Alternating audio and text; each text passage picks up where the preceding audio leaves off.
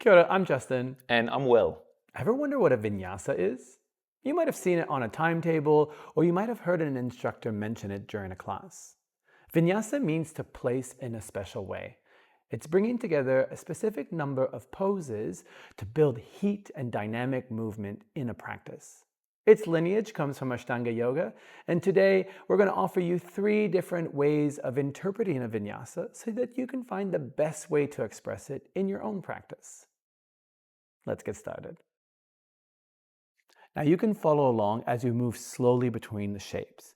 Or you can watch our demonstration, listen for the cues, and then attempt it with us.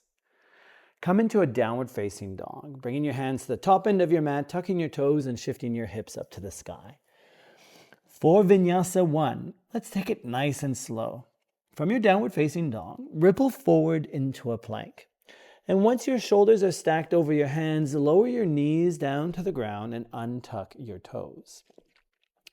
From here, let's spiral our elbow creases forward so that we open up through the shoulders, allowing us to bend our elbows as we lower all the way down to the ground, keeping the arms close to the body. Once you're prone on the floor, we want to lift our chest in a baby cobra, squeezing our glutes, pressing our pelvis into the ground, and lifting our chest using the strength of our back. And you know you're using your back if you can float your hands. So this is a baby cobra. Not a lot of range, but a back bend nonetheless. From here, we come back down, pressing into our hands. Come up onto your knees, tuck your toes, and shift your hips up to the sky, downward facing dog. And that's your very first version of vinyasa. Let's flow through it together. Ripple forward into a plank. Drop your knees, untuck your toes, spiral your elbow creases, and come all the way down. Find your baby back bend, coming into that baby cobra, lifting your chest, and then lowering back down. Push up onto your knees, tuck your toes, and shift your hips up to the sky, back into downward facing dog. And that's your vinyasa. It starts off in a version of a plank. We lower down, find a back bend, and finish in an inversion. Let's go through it one more time and focus on a few key points. As I guide Will through this sequence, I'll point out a few things to consider. In your downward facing dog, as you ripple forward, you want to shift your weight into your hands, gripping the ground with your fingertips, bracing the core, maintaining a neutral spine.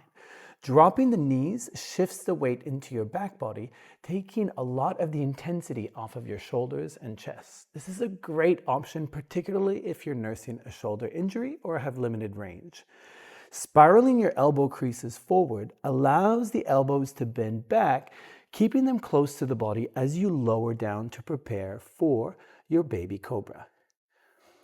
Squeezing your glutes presses the pelvis into the ground so that you find that lift using the back muscles to get into your back bend. Eye gaze can be just slightly forward of your mat to protect your neck.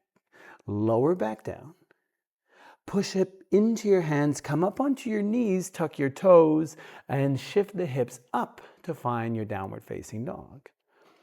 Now, a key thing about vinyasas or flowing in general is your breath.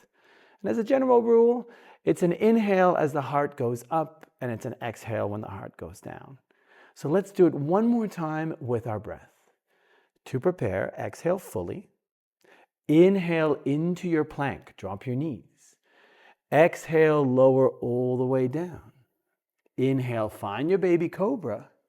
And then exhale, transition back into your downward facing dog. And that is Vinyasa 1. Let's prepare for Vinyasa 2. Similar, but with a little more power.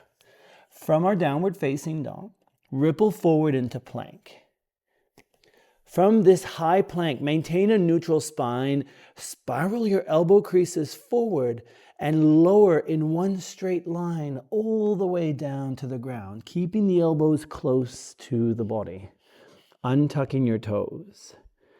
Coming into cobra now, we press into the hands, we keep squeezing the glutes, but it's a bigger back bend, maintaining a small bend in the elbows to protect the compression in our lower back.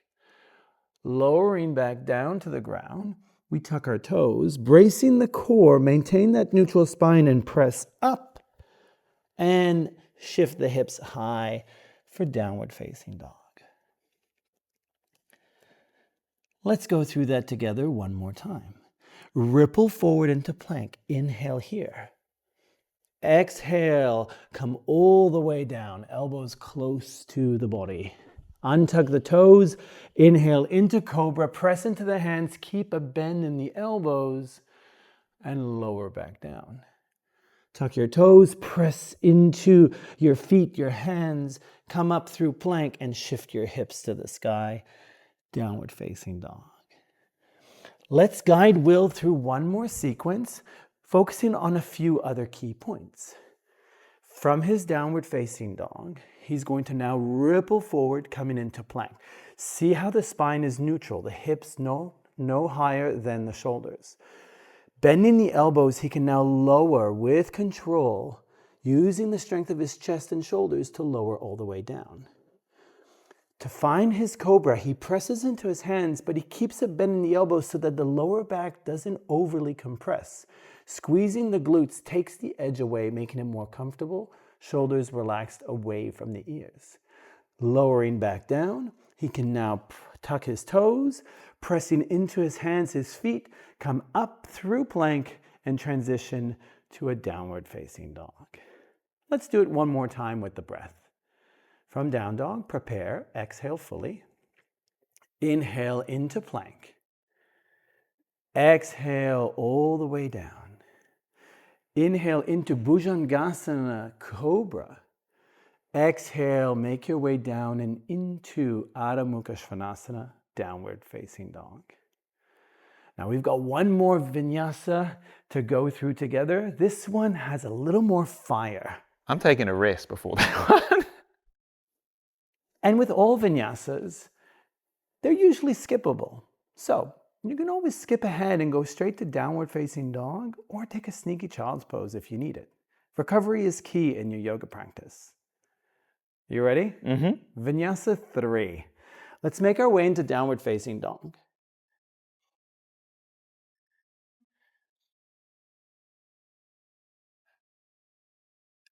And let's begin. Ripple forward into a plank. Bracing your core, spiral your elbow creases forward. This time, we lower halfway down, rocking forward and hovering chest to elbow height. Untuck your toes and then pressing into your hands, upward facing dog. Now the arms are straight, the knees and thighs are off the mat, squeezing our glutes to protect the lower back. And then shifting your hips up to the sky, press into your hands, find your downward facing dog. Let's flow together. Ripple forward into plank. Inhale here. Exhale, chaturanga, lower halfway down. Point your toes away, upward facing dog, press into the hands, lift your chest. Exhale, downward facing dog. Let's go through it one more time with Will, seeing a few key points here. From your downward facing dog, ripple forward into plank. The same neutral spine as before. The challenge is lowering halfway, hovering here. Nothing touches the floor but the toes and hands. Pointing the toes away, pressing into the tops of his feet, Will can now lift his chest, straighten his arms, and the knees and thighs are off the mat. This prevents compression in the lower back, engaging the core. And then from there, downward facing dog, shifting the hips up to the sky. Now this version of vinyasa requires more power and more fire. Take a child's pose. We've presented you with 3 different options, 3 ways that you can modify and adjust your practice so that you can adapt it to how you're feeling on the day based on your energy levels or if you've got an injury or something you need to modify. If you like more content like this, like and subscribe and leave us a comment. We'll see you soon. Matewa.